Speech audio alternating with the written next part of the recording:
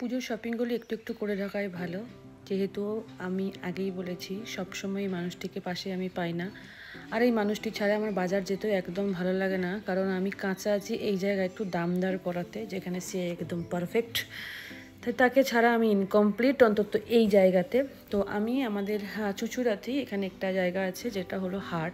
হাট বনে এখানে অনেকে ভাববে হয়তো ওহো হাটের জিনিস না বস, এটা হাটের জিনিস ঠিক ওই রকম না। এটা ডিরেক্ট সেলিং করে, মানে শান্তিপুর থেকে শুরু করে ফুলিয়া থেকে শুরু করে যেখানে অ্যাকচুয়ালি যে কারখানাটা, সেখানে জিনিসগুলো নিয়ে এসে আমাদের এই হাটে সেল করে।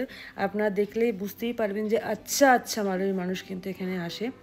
এখানে কোয়ালিটি বেস্ট এবং কম দামে কিন্তু অনেক জিনিস পাওয়া যায়, কারণ ওই যে আগেই বলেছি, কারণ এরা হচ্ছে একদম ডিরেক্ট সেলিং করে।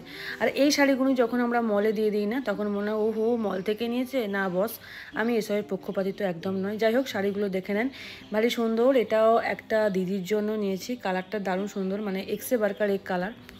আর এখানে অল্প অল্প করে কিছু কেনাকাটা করছি। আর এটা মা দুর্গার জন্য, যেটা প্রতি বছরই মা আমার কাছ থেকে নেয়, মায়ের জন্যে হয়তো আমি দিতে পারছি। আর এই শাড়ির নাম আমি জানি না, বাট কালারটা ভালো লাগলো তুলে নিলাম, কিন্তু বর বললো যে একদমই ভালো লাগছে না। তো কী করবো, রেখেই দিলাম। আর নেক্সট একটা সাদা শাড়ি, এই যে এই শাড়িটা কেমন লাগছে একটু জানাবেন তো, যদি ভালো লাগে তাহলে অবশ্যই আমি নিয়ে আসবো। আর না আসলেও আমি নিয়ে আসবো কদিন পর, এখন নয়, একটু হাত টানাটানি পড়ে গেছে। আর এইখানে দুটো গ্রিন, এই দুটো গ্রিনের মধ্যে কোন কালারটা ভালো লাগছে, আমি কিন্তু সেকেন্ড ওই দিয়ে কালারটা নিয়েছি। টাটা।